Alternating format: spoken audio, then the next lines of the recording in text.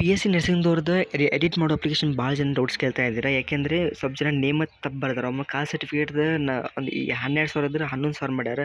ಒಬ್ಬರೊಬ್ಬರು clause A ಅಥವಾ B ಒಳಗೆ confuse ಮಾಡಿ ಹಾಕಿದ್ದಾರೆ.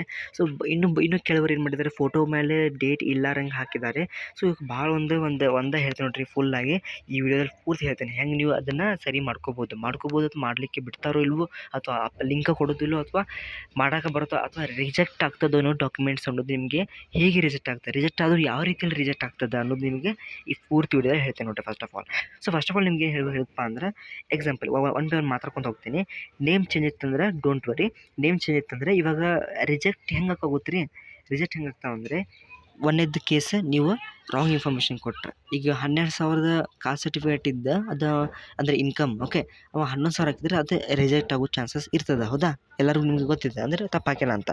ಆದರೂ ಇವಾಗ ನೀವು ಡಾಕ್ಯುಮೆಂಟ್ಸ್ ಹಾಕಿರೋ ಇಲ್ಲದ ನಂಗೆ ಡೌಟ್ ಆಗೈತಿ. ಡಾಕ್ಯುಮೆಂಟ್ ಸಬ್ಮಿಷನ್ ಭಾಳ ಜನ ನೋಡ್ಸ್ಕಿಲ್ಲ ರೀ. ಟೆಲಿಗ್ರಾಮ್ ಗ್ರೂಪ್ ಒಳಗೆ ನನಗೆ ಪರ್ಸ್ನಲಿ ಜನ ನಿಯರ್ಲಿ ಆಲ್ಮೋಸ್ಟ್ 30 ಜನ ನಂಗೆ ಕಮೆಂಟ್ಸ್ ಮಾಡಿದ್ದೀರಿ. ಓಕೆ, ಸೊ ನೀವು ಇಲ್ಲಿ ಕೂಡ ಮಾತಾಡ್ರಿ, ನಿಮಗೆ ನೀವು ಒಂದು ಅನುಕೂಲ ಮಾಡಿಕೊಡ್ತೀನಿ ಮಾತಾಡಲಿಕ್ಕೆ.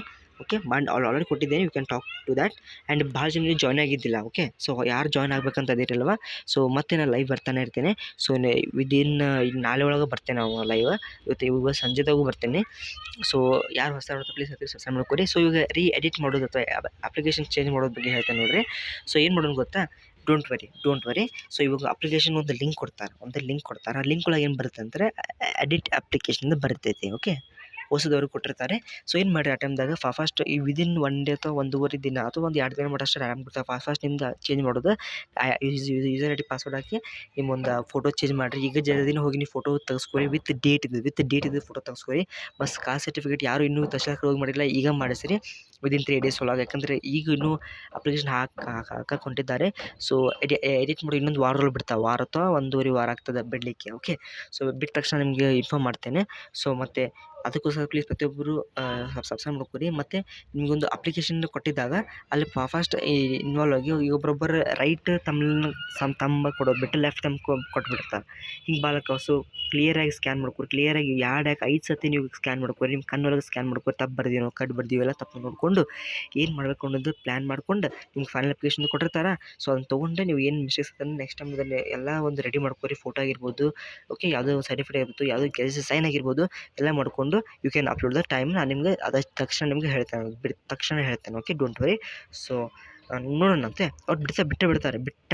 ಬಿಡಲೇಬೇಕು. ಪ್ರತಿಯೊಂದು ಡಾಕ್ಯುಮೆಂಟಿಗೆ ಆಯುಷ್ ಆಗಿರ್ಬೋದು, ಆಗಿರ್ಬೋದು, KCT ಆಗಿರ್ಬೋದು, ಪ್ರತಿಯೊಂದಕ್ಕೂ ಎಡಿಟ್ ಅಪ್ಲಿಕೇಶನ್ ಬಿಡ್ತಾರೆ. ಎಡಿಟ್ ಅಪ್ಲಿಕೇಶನ್ ಬಿಡ್ತಾರೆ. Okay, don't worry. Okay, so ಅಷ್ಟು ಟೆನ್ಷನ್ ತೊಗೊಬೇಡ್ರಿ. ಮತ್ತು ಆರಾಮ ಯಾಕಂದ್ರೆ ಟೆನ್ಷನ್ ತೊಗೊಂಡ್ರೆ ಇವನು ವೀಕ್ ಆಗಿಬಿಡ್ತೀರಿ ನೀವು. ಓಕೆ, ಸೊ ನಿಮ್ಮ ಲೈಫ್ ಬೆಟರ್ ಕರಿಯರ್ ಮಾಡಲಿಕ್ಕೆ ಒಂದು ಗೈಡೆನ್ಸ್ ಸಿಗಲಿಕ್ಕೆ ಲೈಫ್ ಬೆಟರ್ ಆಗ್ತದೆ.